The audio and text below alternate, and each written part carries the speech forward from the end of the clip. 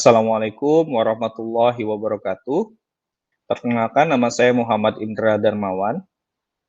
Saya adalah dosen sejak tahun 2018 di Politeknik Negeri Tengah Laut dengan home base di program studi agroindustri jurusan Teknologi Industri Pertanian. Latar belakang pendidikan saya, S1 dan S2 saya adalah di Teknologi Industri Pertanian, di mana jurusan tersebut sesuai dengan prodi saya sekarang. Mata kuliah yang saya ampu di Politeknik Negeri Tengah Laut terdiri dari mata kuliah program studi dan juga ada satu mata kuliah institusional. Mata kuliah program studi antara lain yang berkaitan dengan teknik dan manajemen industri, yaitu perencanaan dan pengendalian produksi, perancangan tata letak dan penanganan bahan, dasar teknik proses, satuan operasi, dan produksi bersih. Sedangkan untuk mata kuliah institusional, saya mengampu mata kuliah pengantar industri pertanian, di mana mata kuliah tersebut diajarkan di program studi teknologi otomotif dan juga teknik informatika. Fokus mata kuliah yang akan saya sampaikan di PDD UKT-PT adalah mata kuliah produksi bersih, di mana di sini sesuai dengan peminatan saya tadi, yaitu teknik dan manajemen industri, khususnya pada manajemen lingkungan industri. Selain itu juga dalam 1 tahun terakhir, penelitian saya memang skupnya lebih banyak berkaitan dengan manajemen industri, berkaitan dengan produksi bersih.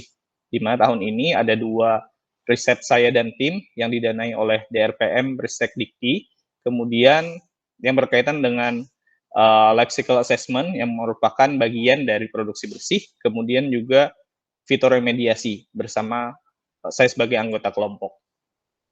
Kemudian produksi bersih sendiri adalah merupakan sebuah strategi pengelolaan lingkungan secara terpadu yang sifatnya preventif, di mana goalnya adalah bagaimana supaya terjadi minimalisasi limbah sampai pada tahap zero waste sebagai goalnya, sehingga perusahaan ini bisa mencapai ekoefisiensi.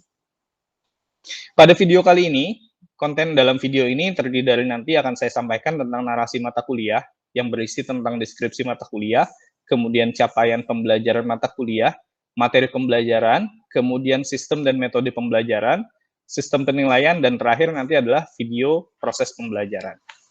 Mata kuliah produksi bersih diajarkan kepada mahasiswa semester 3 program studi agroindustri dengan struktur SKS 3 dengan 1-2, 1 SKS teori dan 2 SKS praktikum. Mata kuliah produksi bersih akan membahas tentang gambaran umum, sejarah perkembangan dan kebijakan produksi bersih, konsep dasar produksi bersih dengan mengacu pada hierarki pengelolaan lingkungan hidup, baik manajemen lingkungan hidup dan pengelolaan limbah, kemudian strategi produksi bersih, faktor pendorong dan menghambat produksi bersih, teknologi produksi bersih dengan pilihan dan tindakannya yang terintegrasi, model pembinaan produksi bersih, serta penerapan produksi bersih pada beberapa industri yang berwawasan lingkungan. Capaian pembelajaran mata kuliah adalah mahasiswa nantinya mampu menjelaskan, menguraikan, mendeskripsikan, mengkonsepkan, menggambarkan, melaksanakan, menerapkan, menentukan, dan menyimpulkan terhadap hasil penilaian penerapan produksi bersih yang efektif, efisien, dan ramah lingkungan pada suatu perusahaan. Dari sisi materi pembelajaran, ada 8 materi pembelajaran yang kami susun dalam RPS, di mana 1-4 ini merupakan dari pertemuan 1 sampai pertemuan 8, kemudian UTS. Selanjutnya, materi 5-8 itu dilanjutkan setelah UTS sampai dengan UAS. Materinya antara lain, yang pertama ada pendahuluan, kemudian yang kedua ada konsep dasar produksi bersih, yang ketiga strategi produksi bersih, yang keempat faktor pendorong dan penghambat produksi bersih, yang kelima teknologi produksi bersih, yang keenam model pembinaan produksi bersih, yang ketujuh regulasi implementasi produksi bersih di industri, dan yang kedelapan adalah penerapan produksi bersih pada beberapa industri. Kemudian yang akan menjadi video pengajaran nanti, video pembelajaran adalah pada rekaman pertemuan 2 pada konsep dasar produksi bersih. Sistem dan metode pembelajaran selama pandemi, proses pembelajaran dilakukan secara daring, baik itu berupa video conference maupun interaksi menggunakan Google Classroom. Metode pembelajaran yang digunakan dalam mata kuliah produksi bersih meliputi penyediaan bahan kuliah dalam bentuk bahan ajar, penyampaian materi dalam bentuk presentasi, baik itu presentasi melalui PowerPoint maupun juga melalui video dan juga audio. Kemudian pendekatan problem based learning, baik itu dalam perkuliahan maupun dalam praktikum, di mana nanti mahasiswa diberikan sebuah kasus untuk dapat menyelesaikannya, bagaimana kasus tersebut dapat diselesaikan.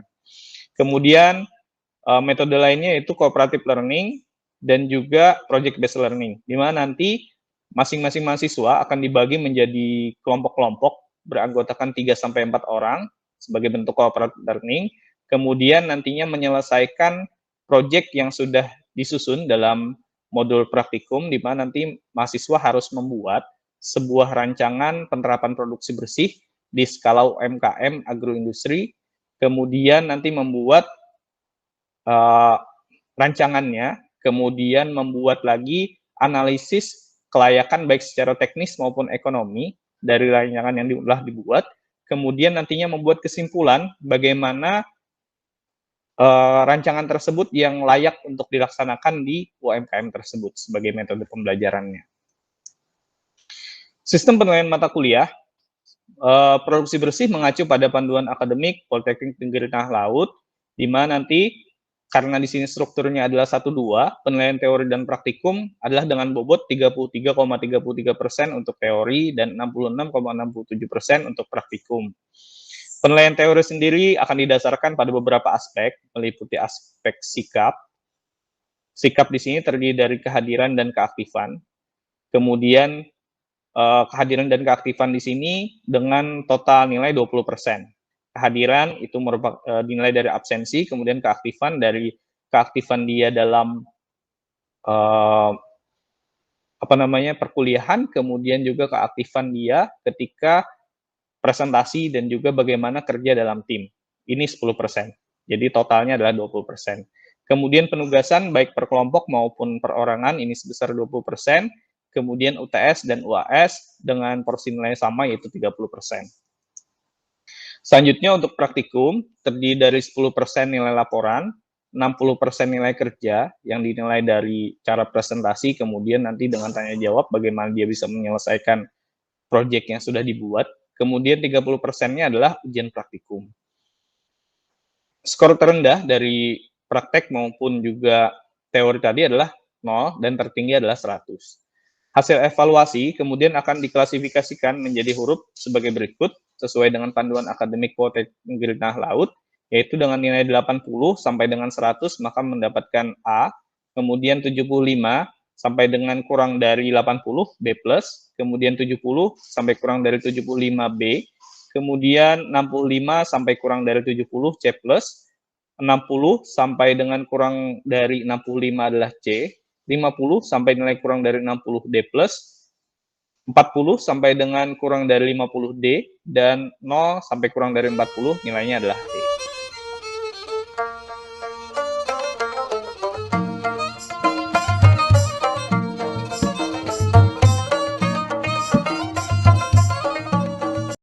Assalamualaikum warahmatullahi wabarakatuh.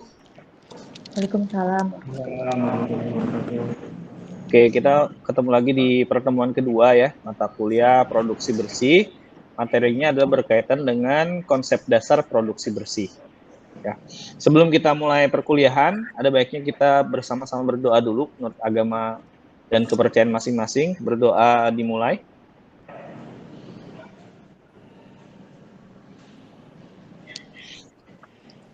Oke, berdoa selesai. Berikut adalah capaian pembelajaran ya untuk pertemuan kali ini, yaitu nanti mahasiswa dapat menguraikan konsep dasar produksi bersih dengan memperhatikan pengelolaan lingkungan hidup. Ini adalah sumber dari materi yang saya akan share ya, dari materi perkuliahan Prof. Nasti Siwi Indrasti, kemudian Pak Sudarmaji dan Prof. Udin Hasanuddin ya, berkaitan dengan produksi bersih dan pengendalian lingkungan. Ini adalah konten materi pada hari ini ya, berkaitan dengan konsep produksi bersih sebagai strategi pengelolaan lingkungan, perkembangan pengelolaan lingkungan hidup, dan yang terakhir tentang hierarki pengelolaan lingkungan. Pertama dulu, sudah saya bahas di pertemuan pertama kemarin ya, bahwa memang kegiatan manusia, setiap kegiatan manusia ini berpotensi untuk nantinya menghasilkan limbah ya. Apalagi kalau kita bicara tentang sebuah industri ya, baik itu industri kecil maupun industri besar. Rumah tangga juga akan menghasilkan limbah juga. Pasar akan menghasilkan limbah juga.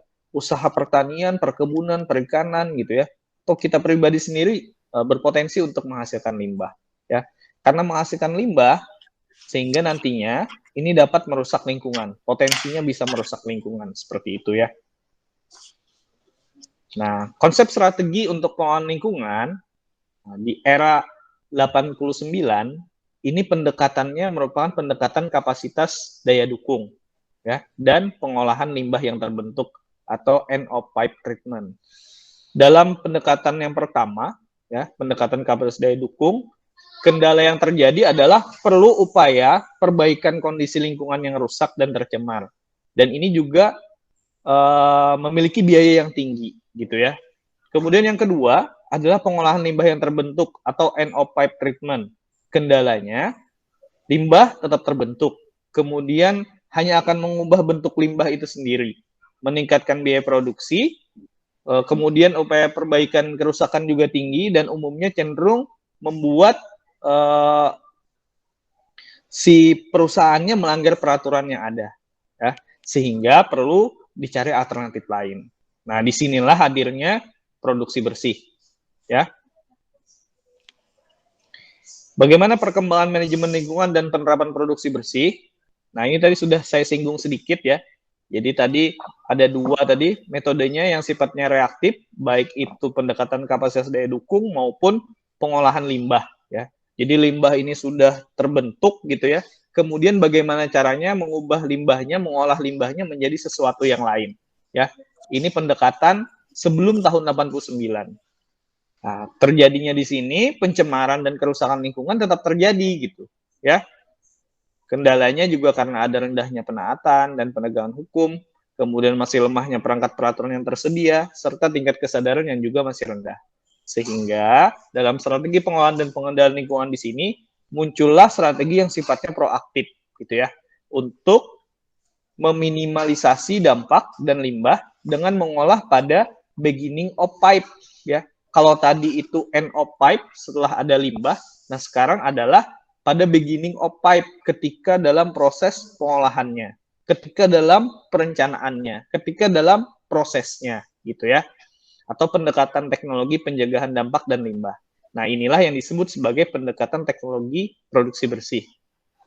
Nah, ini juga merupakan hasil dari konferensi tingkat tinggi bumi di Rio de Janeiro tahun 1992 ya. Kemudian pada Februari 94 pada konvensi internasional di Melbourne atau Melbourne Principles for Cleaner Production ditekankan pertumbuhan ekonomi dengan prinsip produksi bersih yaitu pollution prevention, waste management, clean technology, end of pipe treatment dan remediasi ya. Nah, ini secara singkatnya tentang perbedaannya era sebelum 90-an dan pola proaktif ya yang akan kita banyak bahas sekarang ya di produksi bersih. Di pola reaktif ini ada pengolahan, ada kontrol, ada preventif. Cuma porsinya di pengolahan di end of pipe tadi ini lebih besar dibandingkan yang kontrol dan juga preventif. Sedangkan di metode proaktif, preventifnya jauh lebih besar dibandingkan pengolahannya ya. Nah, ini saya mau tanya dulu, paham nggak nih preventif apa ya? Preventif. Izin Pak. Ya, silakan, Bari. Preventif itu pencegahan Pak. Pencegahan, oke. Jadi lebih banyak di pencegahan ya, Bari ya. Oke, kita bersepakat dulu bahwa di produksi bersih sifatnya adalah lebih banyak ke pencegahan ya. Karena memang produksi bersih adalah merupakan strategi yang sifatnya pencegahan ya, sifatnya preventif. Untuk nanti bagaimana caranya supaya limbahnya bisa zero ya, zero waste atau minimal berkurang lah, minim jumlahnya gitu ya. Oke, semua kegiatan industri dituntut untuk melaksanakan penyempurnaan berkelanjutan. Kemudian juga pengolahan limbah tidak menyelesaikan masalah dengan tuntas, sehingga perlu adanya produksi bersih tadi ya, lebih banyak ke yang sifatnya preventif. Berikut ada hierarki prioritas manajemen limbah ya dari yang diterbitkan oleh UNEP dan ISWA ya tahun 2000 meliputi eliminasi limbah. Jadi ini berjenjang nih dari eliminasi, minimisasi, recycle, reuse dan recovery, pengolahan dan pembuangan residu. Supaya memang ini kalau kita ingat tadi segitiga yang terbalik tadi, bagian atasnya adalah bagian pencegahan gitu ya, bagian preventifnya di sana. Gitu. Ya, nanti satu-satu akan kita coba bahas di belakang. Pola pendekatan produksi bersih dilakukan dalam upaya pencegahan untuk mengurangi timbulnya limbah dari produksinya, ya, dari sumbernya, mulai dari bahan bakunya, proses produksinya, sampai ke produknya. Prinsip-prinsip ini masuk dalam strategi produksi bersih dalam kebijakan nasional produksi bersih. Dituangkan dalam 5R ya, rethink, reduce, reuse, recycle, dan recovery. Nah, kita akan coba bahas satu-satu dan saya minta nanti kalian untuk memberikan contohnya seperti apa gitu ya. Yang pertama adalah rethink ya. Dalam pengolahan limbah, rethink menganjurkan individu dan para pebisnis untuk memperhatikan cara memanfaatkan suatu barang. Rethinking produksi limbah tidak hanya merupakan kegiatan untuk mereduksi limbah yang dihasilkan, tetapi merancang ulang cara pemanfaatannya atau produk yang dihasilkannya ya. Rethinking limbah melibatkan pengkajian setiap produk dan orang yang terlibat. Nah, ini contohnya seperti apa ya, rethink? Ada yang bisa membantu saya untuk memberikan contoh rethink?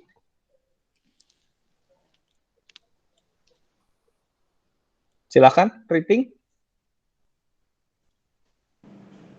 Izin, Pak. Silakan. Bari. Rethink itu seperti itu, Pak. Mengganti memilih kalau dari industri sawit itu memilih buah sawit yang tepat untuk diolah, sehingga kalau misalnya diolah dengan tepat, dengan kematangan yang tepat, maka limbah yang dihasilkan sudah minim bila dibandingkan dengan buah yang terlalu matang atau tidak matang gitu, Pak. Oke, jadi ada proses ini ya, apa namanya,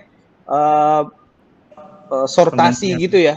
Sortasi, kemudian ada manajemen untuk mengelola bahan baku yang masuk gitu ya, Bari ya? Iya, Pak. Oke, terima kasih Bari, ini contoh yang bagus sekali ya, itu contoh rethink ya. Kemudian yang kedua, saya lanjut yang kedua adalah reduce atau pengurangan. Upaya untuk menurunkan atau mengurangi limbah yang dihasilkan dalam suatu kegiatan. Nah, contohnya yang gimana nih? Contohnya. Saya, Pak. Silakan, Riksa. Seperti yang kita pakai sekarang, Pak, yang saya pakai itu masker ini kan sekali pakai itu harus dibuat dalam jangka beberapa jam gitu, Pak. Jadi kita harusnya memakai masker yang bisa dicuci ulang, Pak. Jadi bisa mengurangi. Oke, bisa mengurangi pengurangan, Pak. Oke. Terima kasih, Risa. Oke, contoh yang baik ya tentang pengurangan. Jadi pengurangan ini lebih ke bagaimana sesuatu itu bisa dikurangi sehingga nanti limbahnya juga akan sedikit gitu ya. Umpamanya dengan merubah, ini masih ada kaitannya dengan rethink tadi ya, perubahan bahan yang dipakai gitu ya. Umpamanya masker tadi, umpamanya menggunakan masker kain kah yang bisa dipakai ulang dan lain-lain. Ya. Oke, sudah bisa ya untuk memberikan contoh 2. Selanjutnya ada reuse, pakai ulang, adalah upaya yang memungkinkan suatu limbah dapat digunakan kembali tanpa perlakuan fisika, kimia, atau biologi. Nah, ini seperti kunjungan kita kemarin ya, kunjungan ke pabrik tahu. Ya, contohnya di pabrik tahu, kemarin kita ada sedikit diskusi bahwa memang air pencuciannya bisa dipakai untuk rebusan umpamanya ya, atau untuk air rendaman di proses selanjutnya. Dipakai ulang air sisanya karena masih bersih gitu ya, dipakai untuk proses selanjutnya. Nah, itu contoh reuse ya, sudah teman-teman lihat juga ketika kunjungan kemarin di mata kuliah perancangan tata letak ya. Kemudian selanjutnya setelah reuse ada recycle atau daur ulang. Nah, beda dengan ini hampir mirip dengan reuse. Kalau reuse tadi digunakan tanpa ada proses fisika, kimia, atau biologi, kalau di recycle, ini perlu adanya perlakuan fisika, kimia, dan biologi. Ada yang bisa mencontohkan lagi contoh recycle yang seperti apa? Ya, Pak. Silakan. Kalau recycle tuh contoh yang paling mudah itu kita membuat kompos, Pak. Itu membuat kan kompos memakai ya. proses fisika, kimia, atau biologi yang seperti Bapak bilang tadi. Oke, berarti proses kompos ya Risa ya, proses kompos. Oke. Pengolahan sampah organik, Pak. Oke, pengolahan sampah organik diolah, dikompos, kemudian bisa digunakan kembali untuk tanaman umpamanya ya. Oke. Benar ya, itu contoh recycle. Kemudian yang selanjutnya adalah recovery atau pungut ulang atau ambil alih. Upaya mengambil bahan-bahan yang masih mempunyai nilai ekonomi tinggi dari suatu limbah, kemudian dikembalikan ke dalam proses produksi dengan atau tanpa. Nah, ini bisa dengan, bisa tanpa ya, perlakuan fisika, kimia, dan biologi. Ada yang mau memberikan contoh proses recovery ini yang seperti apa? Izin Pak. Silakan, Bari. Ini Mungkin aktif contohnya nih Bari sama Risa aja nih kayaknya ya. Silakan Bari. mungkin contohnya seperti di industri mie instan Pak. Jadi di Mie instan. instan itu kan biasanya ada remah-remah mie yang tidak masuk di bungkusnya. Jadi remah-remahan itu bisa diolah lagi menjadi snack mie kering, menjadi produk mie kering snack. Produk yang lain ya. Iya. Oke. Ini berarti memprosesnya ke produk yang lain ya. Mungkin terima kasih dulu kepada Bari contohnya ya. Mungkin kalau dari sisi ini kemudian dikembalikan dalam sebuah proses produksi, bisa jadi ya masuk ya. Salah satu contoh lainnya ini di industri karet ya. Industri karet umpamanya pengolahan RSS gitu ya, atau pengolahan sir saja. Umpamanya ada yang terlampau matang kah atau seperti apa ketika pematangan itu bisa dikembalikan ke proses awal lagi, atau umpamanya menemukan white spot ya. Karena menemukan white spot, akhirnya si bandela karet, bandela sir ya, dikembalikan ke proses awal untuk dicacah ulang gitu. Nah, ini salah satu proses recovery yang tanpa, ini pakai perlakuan fisika ya, ada dicacah ulang dan sebagainya. Contoh recovery. Oke. Ini contohnya, ini nanti akan banyak kita bahas di pertemuan selanjutnya ya. Yang penting secara umum sudah kita bahas nih tentang eliminasi, reuse, recovery, recycle, rating gitu ya. Kemudian nanti akan kita kemas dalam sebuah penugasan sesuai dengan praktikum yang sudah ada saya share di Google Classroom ya, untuk nanti bisa dilaksanakan. Oke, ini sekedar mengingatkan kembali saja bahwa produksi bersih ini merupakan strategi yang sifatnya preventif dan terus-menerus ya, yang sifatnya terintegrasi. Nah, ini dalam contoh, dalam proses pembuatan CPO ya, ini dari awal, ini perusahaan, bagaimana caranya supaya CPO itu sebuah contoh yang sifatnya sustainable ya, masuk seperti ini, kemudian nanti ada limbah-limbah yang dihasilkan, kemudian limbahnya nanti bisa dimanfaatkan lagi kepada tanaman. Ini nanti akan banyak kita akan bahas di pertemuan selanjutnya ya. Oke, terima kasih. Ada yang ingin ditanyakan? Kalau untuk praktikum sudah ada saya share ya di Google Classroom, nanti silahkan dikerjakan secara berkelompok. Jika ada pertanyaan nanti silahkan hubungi saya. Oke, kalau tidak ada, kita akhiri perkuliahan kali ini. Tapi sebelum kita akhiri, alangkah baiknya kita berdoa dulu menurut agama dan kepercayaan masing-masing. Semoga ilmu yang diberikan bisa bermanfaat. Berdoa, dimulai. Berdoa, selesai. Terima kasih. Wassalamualaikum warahmatullahi wabarakatuh.